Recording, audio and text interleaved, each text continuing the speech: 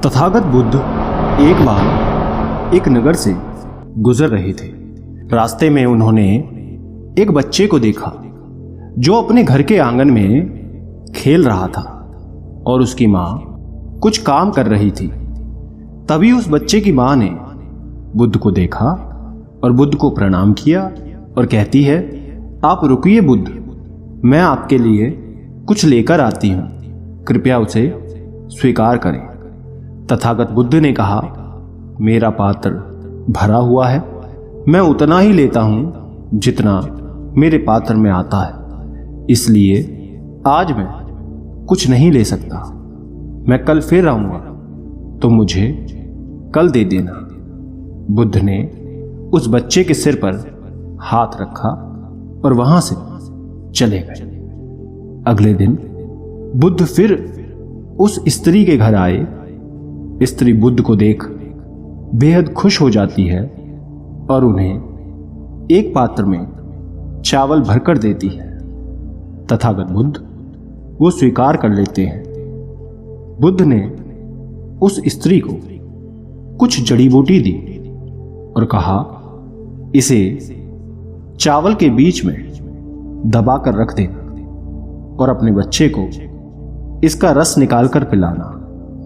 इस तरह वो स्वस्थ बना रहेगा। स्त्री ने उस जड़ी बूटी को रख लिया और तथागत बुद्ध वहां से चले गए। एक महीने बाद तथागत बुद्ध श्रावस्ती में संसार में व्याप्त प्राणियों के पीड़ा पर उपदेश दे रहे थे। तभी उस सभा में एक स्त्री अपने बच्चे को अपने गले से लगाए बुद्ध के पास पहुंची और बच्चे को बुद्ध के चरणों में रखकर बोली, हे बुद्ध, मौत क्या होती है? उसकी वेदना क्या होती है? ये आप मुझसे पूछो। मैं एक विधवा हूं, मेरा पुत्र भी मुझे अब छोड़कर चला गया। वो ना अब रोता है ना हंसता है।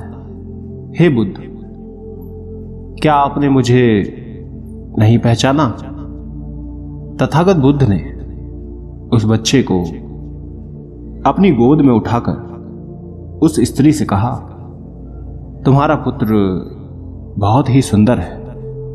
मैंने तुम्हें कुछ जड़ी बूटियां दी थी, क्या तुमने उसे नहीं पिलाया?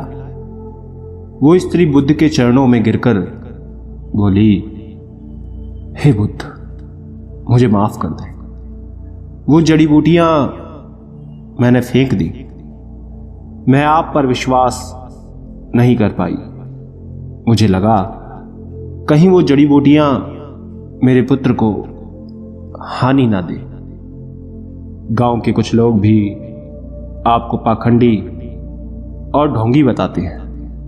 बुद्ध ने उस स्त्री से कहा कि क्या अब मुझ पर तुम्हें विश्वास है?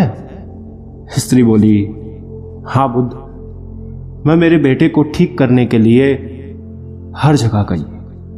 तब किसी ने मुझसे कहा कि आप बुद्ध के पास जाओ, वो सबकी समस्या को दूर करते हैं, तुम्हारी समस्या को भी जरूर करेंगे। हे बुद्ध, आप मेरे बेटे को कृपया जीवित कर दे।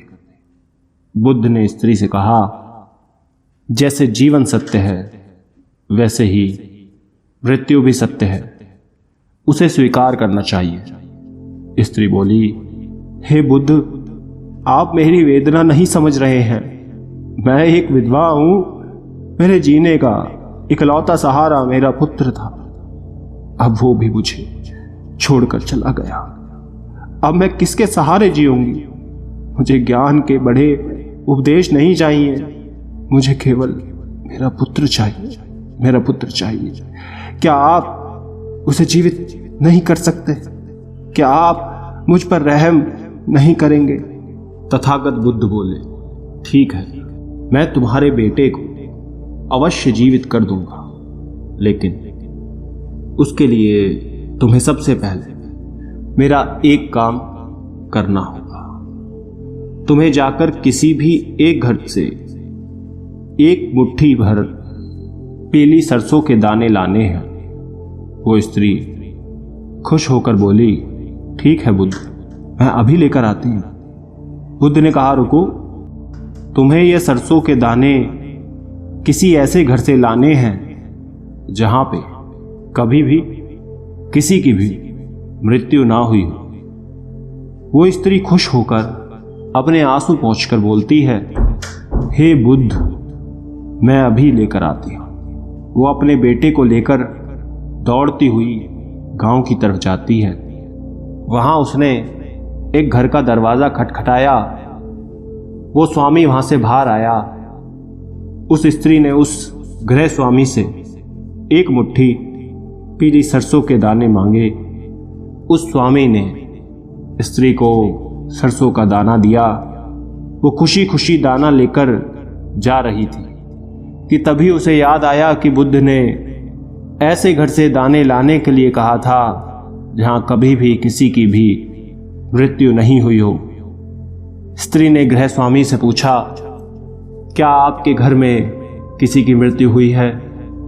स्वामी ने कहा, हाँ, कुछ दिन पहले मेरे पिता की मृत्यु हुई थी। स्त्री ने दाने स्वामी को वापस कर किसी दूसरे घर चली गई। वहां जाकर उसने एक आदमी से सरसों के दाने मांगे और पूछा कि क्या तुम्हारे घर में किसी की मृत्यु हुई है? आदमी ने कहा कि हाँ, आज से 10 साल पहले मेरा पूरा परिवार बाढ़ में बह गया। केवल मैं अकेले जीवित रह गया और मैं अब अकेले अपनी जिंदगी का बोझ ढो रहा हूं। वो स्त्री वहां से अब दूसरे घर चली गई और वहां का दरवाजा खटखटाया। उसमें से एक विधवा स्त्री निकलकर आई। स्त्री की आंखें उसे देख भर आई।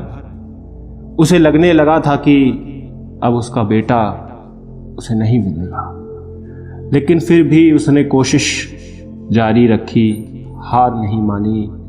वो पूरे दिन सुबह से शाम तक पूरे घर घर में एक एक घर में घूमती रही, लेकिन उसे कोई भी एक ऐसा घर नहीं मिला जहां कभी भी किसी की मृत्यु ना हुई हो।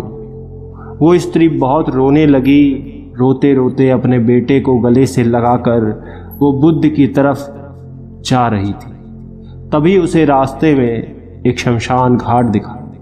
उसने वहां जाकर अपने बेटे के लिए एक गड्ढा खोदना शुरू कर दिया।